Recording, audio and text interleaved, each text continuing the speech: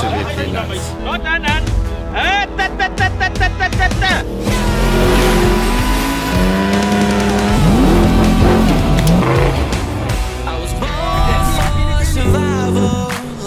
Live fast. It's chaos. Drive hard. Real life, right here, right now. Boys having fun with their toys. This is Cape Route Rally. Here we are, Cape Route Rally's first podcast. Welcome. We have been asked several times, can we get more information from you guys? Are you interested in hosting a podcast? And well, finally we found the time. Louis, you have to be the first guest. You're the face of Cape Route Rally. Well, it's an honor to be the first one. After all, I am number one. He is number one on his bakkie, right? So Louis Schmidt, who is synonymous with adventure, the cool, calm, collected head when we are tackling the most extreme terrain. And yeah, I think this is going to be a great way to speak to the industry, speak to the big players at B, and understand more about the people behind the machines, behind the companies, behind the brands. And certainly you fit all of that, all those bills. So here we go. Louis, first question everyone's going to ask someone in the motor industry. Where did the love for cars begin? Well, Anthony, that's a very difficult question because since we were little boys, it started with go-karts and bicycles, and everything needed to be raced. So everything was a dice, always. So I think it is, I'm a born petrolhead, as they say. So it comes pretty much my whole life. All right. Now, as a kid, if you were dicing another kid and he was faster, did you then modify whatever that was, fix it, oil the wheel bearings to then go faster? You don't want to hear about that because that's a long story. You won't believe the modifications you can do to a bicycle or a go-kart to make it go faster. Now, knowing Louis, his first modification was he just removed the whole braking system. Exactly that, because brakes is for emergency. Why Yeah. do you want to stop? We want to go fast. Yeah, and I can tell you now, having followed Louis on countless gravel roads and on the tar, the brakes don't get used very often. He has a very high entry speed. Yeah, so Louis, I mean, the love for off-road 4x4ing starts with a vehicle, right? You finally get into something that just gels with you. What was that first vehicle for yourself? Well, you must remember I worked on a mine in open cast mines, which got big roads for 200-ton unitary vehicles to transport iron ore to the crushers. Yeah. And in those days, the mine used Isuzus. So naturally, we knew what the Isuzu can do. And of course, that was the first choice. And of course, also the first 4x4 I bought was on an auction of the mine, one of the old Isuzus that needed to go, so I bought it. And you picked a good one because you knew that someone else had been driving it. Yes, but I won my first 4x4 competition with that. Oh, wow. With that Isuzu. Yeah. Of course, after being built up. Yeah. But yeah, and those days, the competition was big. It was like Wrangler Jeeps with massive V8 engines in them, Yeah. and Land Cruisers. And in the old days, the Toyota Hiluxes with the live axles front and rear. Yeah. So to win that against those type of cars, I mean, Isuzu was way down there. So, and that's actually where it started. So I've seen, okay, there's room in the industry. Why to are play. we not surprised? I mean, give this man a wheelbarrow and he will still come first. But that also brings us to another point, is there are so many people that are watching Cape Route Rally that enjoy seeing what you and others can do behind the wheel. But there's a long history, and often there's a competitive side where people have competed to a level to win, to place first, to win a championship.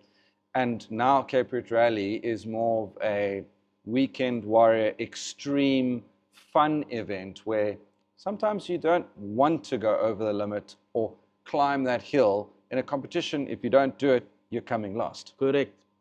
Anthony, that is why where Cape Route Rally actually came in.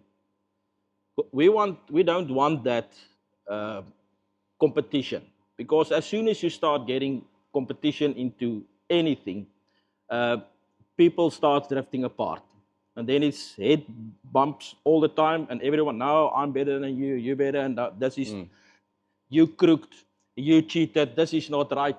We don't want that. We want the camaraderie that we got in Cape Root Rally. Yeah. And that is why Cape Root Rally is doing so well, because we're all buddies, we're all friends. We don't come here to show off that I'm better than you. Yeah. You got something better than me.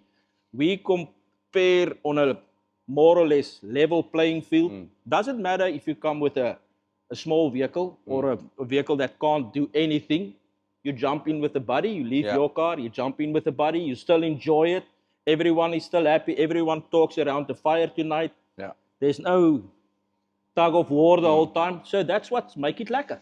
I absolutely agree. And the camaraderie and the ethos and just a band of brothers that's come together to help each other fix their cars, motivate the guys through the ups and downs, get them over the trail, and at some point say, okay, he doesn't want to do it and he doesn't have to do it. He's still here having a good time. Exactly that. And of course, as you can see on every Cape Root Rally, we don't leave anyone. Yeah. If there's a problem, everyone stick together, everyone jumps in, Yeah. make it happen. And that's what it's all about. Sure. And that makes memories, and that makes friends for life. Absolutely. So, first vehicle was an Isuzu 4x4. Since then, you've become a Toyota man. There's got to be a favorite vehicle that you've owned. 4x4ing, right? Let's stick to 4x4ing. I had a lot. I actually, it's very difficult to say which one was the best. I think the best one I still own, Yeah. and that's the Mighty 79. Yeah, I mean, that thing is epic. The way that you designed and built that to be light, to be agile, it's just always in the right place at the right time. It never looks out of place. It doesn't carry a lot of weight. It's got exceptional mechanical grip, and you've had, you know, a pretty powerful motor in there, so it's got you places quickly. Yeah, that thing ticks us all the boxes. I mean, it's still a pickup, but also a racing pickup.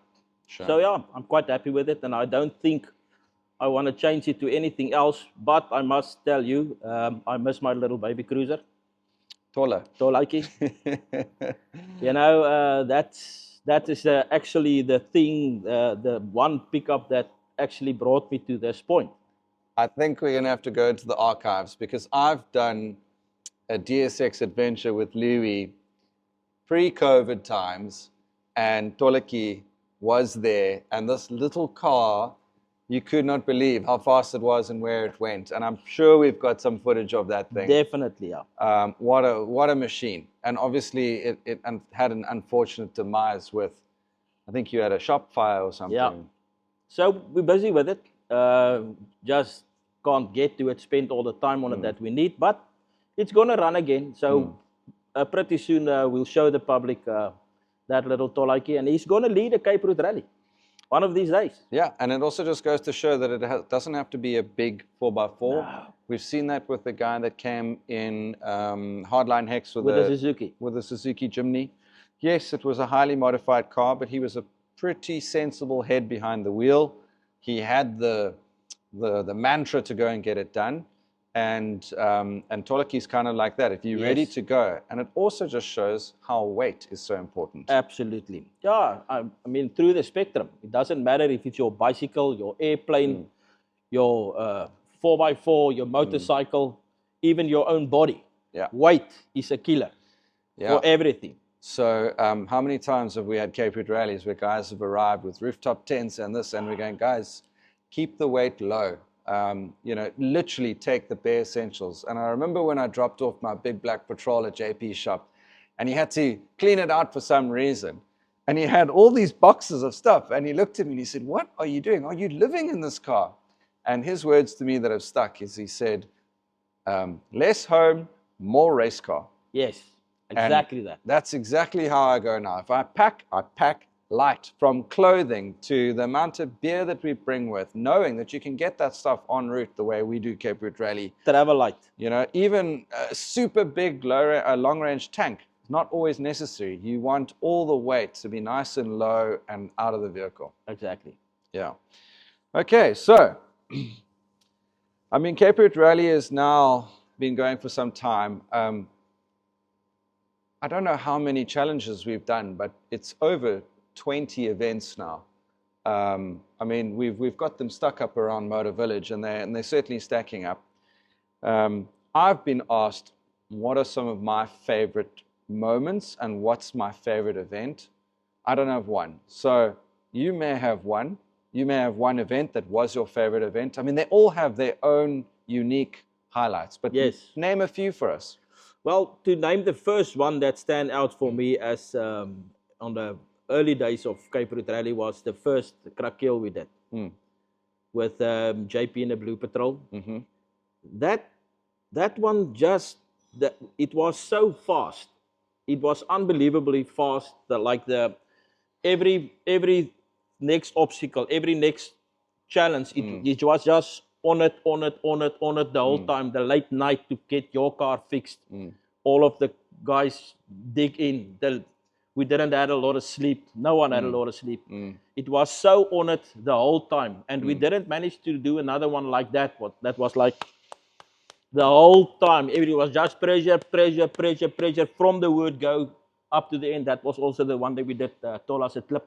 Is that the one where we went into George and Yes. we ordered 184 brandy specials That one. with some pizzas? Yes. And a late night, starting past 12, I think, on your car. And we had to weld it the next morning with the contact. Yeah, that was a mega trip. It had everything. That was, and we had everything on that trip. That was also the one that PV got in 3 cars. That's a record that hasn't been beaten yet. So No. PV is still on top there. Yeah, and he tried so long to complete a Cape Route Rally, and eventually, on the last Desert and Diamonds, did it. he made it. And big up to Pierre for going that extra effort. He even changed brands and moved to Patrol, built 3 Patrols, had one running at the time, and also credit to his co-pilot Marcel, Yes. who just kept him on the straight and narrow when he needed it, which is why we tell everyone, bring a co-pilot. It's important. Yeah, so that's the one. And then I think I must have at least 1 or 2 Desert and Diamonds. Especially the first one we've done with the first Desert and Diamonds, where actually there weren't a lot of guys that was able to drift. And on that trip, I remember I put some small dunes in and have them practice on it. And it was so nice for me to see on that trip how the guys grow into it, how they proceed, how they get higher, how the confidence grow in them. And that was actually a very high for me to see the guys getting it. They onto it and they want to do it. And I mean the level of skill just went from this to about all the way up. And it also just goes to show, because we had Johan, who was the winner of that Cape Route Rally. And when we say winner, it's through camaraderie and input, and it's more of like an accolade as opposed to you came first and we rated it on specific criteria.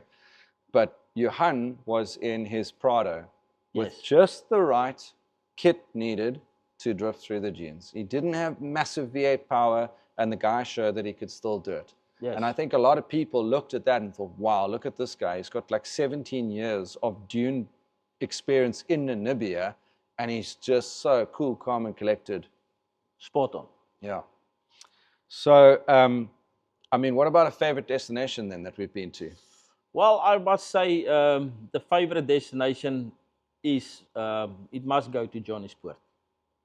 That Johannesburg also ticked all the boxes. We started off with Heartline X. I just want to hold you for a second. So Louis' favorite destination is my ultimate nightmare.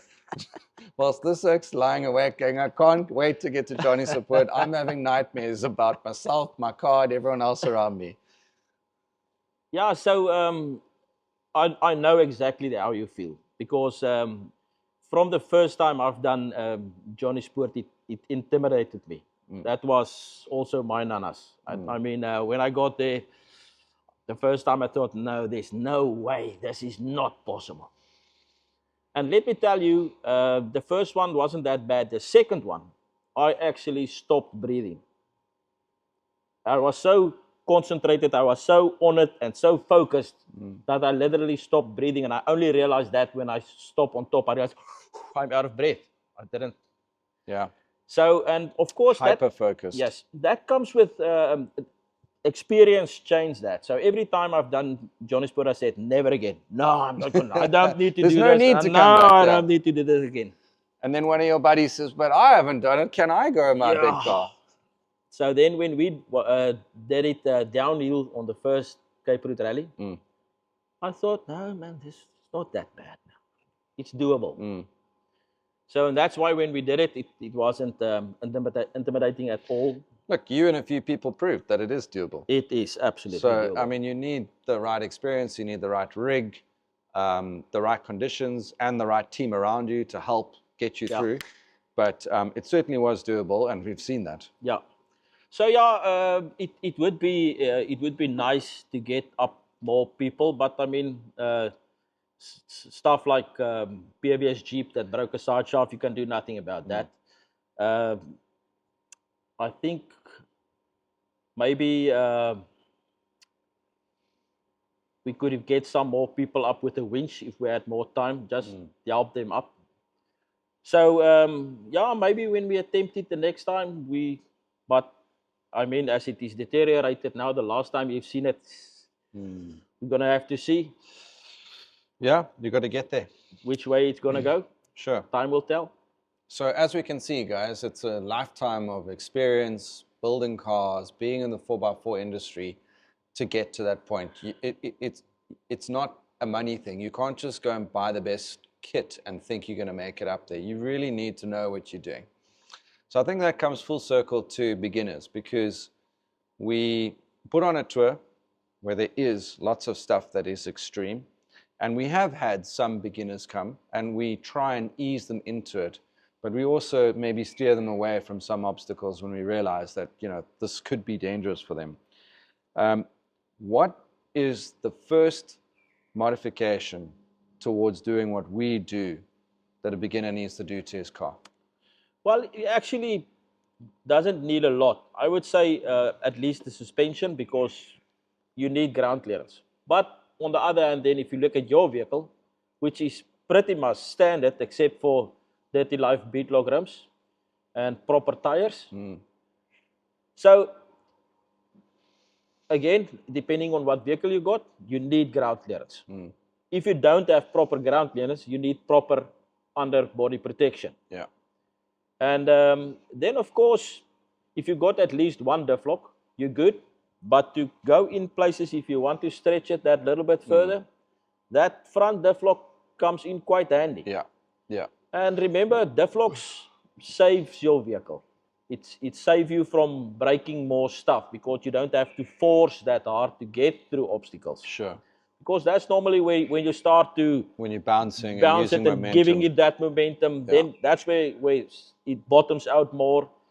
So yeah, that's the main thing I would say. You don't need battery systems and all of those stuff. Again, overlanding. Travel light. Yeah. We as Cape Route Rally, normally we do have vehicles that's in the convoy that carry our load. The extra stuff that we need, the extra fuel. So you don't need to prepare for overlanding. Well, look, we saw that this weekend, and I haven't told you yet, but one of the guys came straight back from the Ford Rally Raptor raid and has swapped his fully built Raptor with everything needed for overlanding to start fresh with a bog standard one. And he's gone, I want mine to be modified like yours and Franco's. I've seen what you guys are up to, and I've realized that's all I need. I rest my case. Exactly that. So you can get away with a fairly cheap, not a vehicle, but cheap aftermarket stuff that doesn't cost an arm and a leg, and you'll be good. All right, let's talk about, mistakes that beginners may make or misconceptions in the 4x4 when it comes to driving a trail. A newbie comes on the set. Surely you've seen it countless times. They drive in a certain way, and you've got to say, hold on, this is what you actually need to do.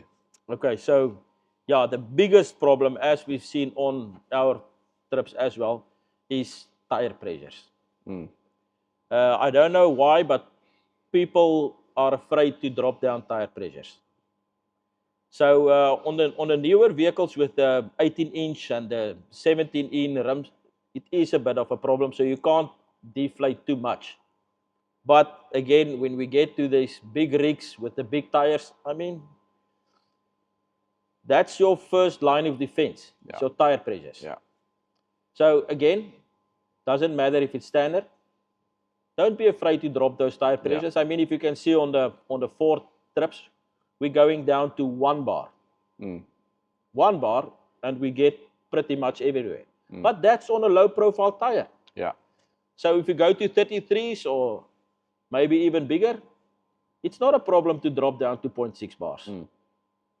Yeah, I think a lot of people, it's just they haven't heard that before, you know, and sometimes we rock up at the dunes, and if guys are running, you know, like a 15-inch Dirty Life beadlock rim with a big 35, so lots of volume in the tire, they start at 0.3. Yes. Because they know it's going to warm up to 0.4, maybe Yes. 0.5. Yeah. So why go into the dunes and have to pump up or deflate? Yeah. Start where you need to be. Yeah, so that's your reserve. You can go down to 0.6, but you got the reserve to go down to 0.3. Yeah. So, but people don't do that. They I don't know, they go to 1 bar on those big tires, and you've seen on Axe River the difference. There's a difference between wanting to break your car Yeah. and bounce everything, or just simply crawl through. All right. So what's the one piece of kit that they should bring with? The most important kit. Well, that's definitely your compressor, deflating stuff. There's so many fancy gadgets these days on the market that you can use to deflate and inflate.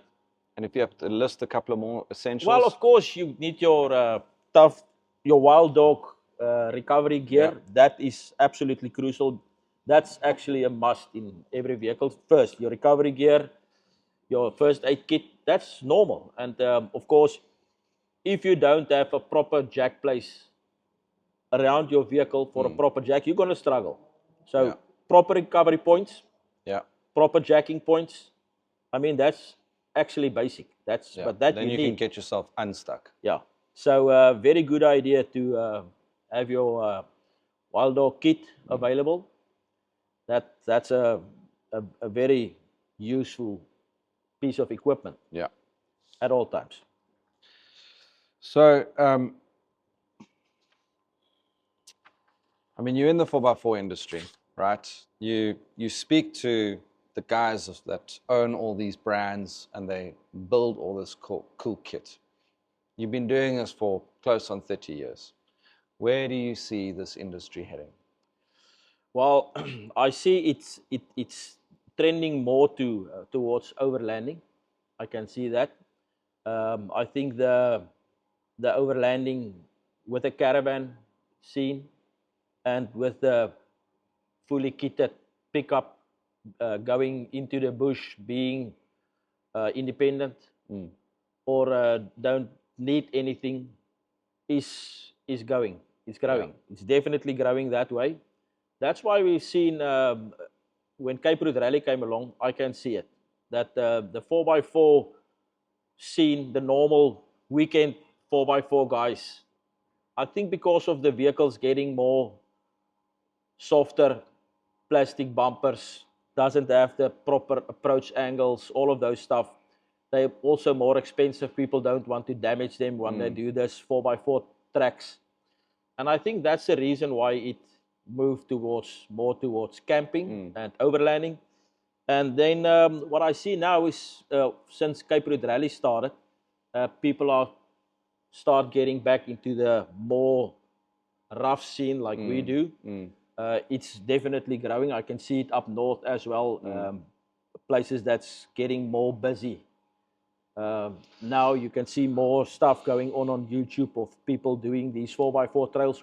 Down here in the Western Cape, it quieted down very much. You can see the 4x4 trails. I've been around Worcester every year. There were 4 or 5 different events, which died down now to only one. By the way, which is the Brandvlei trip, and I think they moved that to somewhere in October month. I haven't got a date Okay. yet.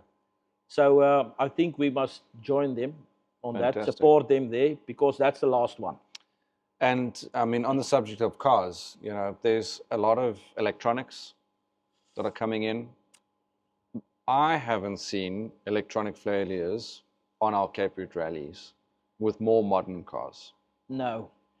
So, but you speak to someone who maybe had a 79 as an overlander, went to a 200 and said, no, I'm going back Go to back a to 79. Yes. Is that only because of electronics? Do they just want a hardier vehicle? If I look at a 79 and how much money you have to spend on that car to turn it into a 4x4 proper capable vehicle and an overlander, you can buy Ineos Grenadier and have R500,000 change. Yes. Yeah, but again, the fact that the 79 is a pickup and leaning towards like a Alio Black, which make it so much more comfortable and easier, because you don't have to put all of that rattles and chiri-chiris in the car. It's still outside of the car. So that makes a huge difference. And I mean, I don't think there's a problem now with electronics. It's early days, but whether we like it or not, that's the future. That's where it's going to end up. I mean, there's going to come a day that you won't be able to buy a natural aspirated vehicle. It's going to be a hybrid or a full electric. Yeah. That's where it's going to go. So we're just going to have to adapt and adjust whenever that comes. But for now, We're in the sweet spot. as long as we can, we're still happy, because I want to see electric vehicle do that. Okay, some quick questions. Toyota or Ford? Toyota, Land Cruiser or Patrol? Land Cruiser. Camping or hotel? Well, where I'm now, it would be a hotel. Okay. Coffee or beer? Beer. Nice. Sunrise or night drive? Night drive. Mud or sand? Sand. Rooftop tent or ground tent? Well, for travel light, it must be a ground tent. I mean, I've seen you sleep on the back of your tray, so you don't Yeah. even need a tent. Yep. A winch or a Max Trek Winch. winch? Absolute dream vehicle. Money's no object. You're heading out for the next Cape Route rally, and there it is, standing in front of you. What is it? Well, I've already got that. But if you ask me what vehicle I want to have without having to buy a vehicle ever again in my life, that would be a fully rigged V8 with an automatic Land Cruiser 79 double cab. Double cab. Yes. Okay. But of course, that's not for Cape Route Rally. No, that's That ticks all of the boxes for overlanding. all right. Well, tell me in closing, what's next? What's happening? What can we look forward to? Well, Anthony, I'm super excited. We've just finished the Porsche giveaway car. I think it came out better than I expected. So it's light, strong. That's what Yeah. we want. And of course, we are off to Annie Bos tomorrow. Mm-hmm. So that's going to be an exciting one to see how that went down, or rather how that go down. So, and then of course, when we're coming back from that, it's shoulder to the wheel for Right. Gravel Kings. Yeah. And I'm so excited for Gravel Kings because You've got Magatli. yeah, and in there is Mugatle. And then it's Gravel Kings. Yeah, so first Mugatle, which is going to be a hectic one. So that's all the Joburg guys with the big rigs that Louis been talking about. You want to come and tackle some great trails, fast gravel roads, put it all together in what, like a week trip? Yeah. I was looking at the numbers earlier, and I think we got space for 2 more. Yeah, I think we have to talk to JP from Tire Life Solutions and see whether they want to join us with a couple of guys from down in Durban, so we can have them there. That'll be cool. So, JD, if you're there, we're looking forward to see you there. That would be great. Well, guys, that's Louis in a short nutshell. Otherwise, you're going to catch him behind the camera at a gas station filling up his big cruiser or on a Cape Route rally. He's an approachable guy. He's always there to lend a hand and looks after everyone on a Cape Route rally. Fantastic guy for me to be friends with and to be in business with Cape Route Rally. And this is the first of many podcasts where we're going to interview, the captains of industry and the players and the guys and the movers and the shakers. So thanks for coming. Thanks for having me. Great. Looking out for all the rest of your guys. I'm going to watch you on YouTube. There we go. Live fast, drive hard.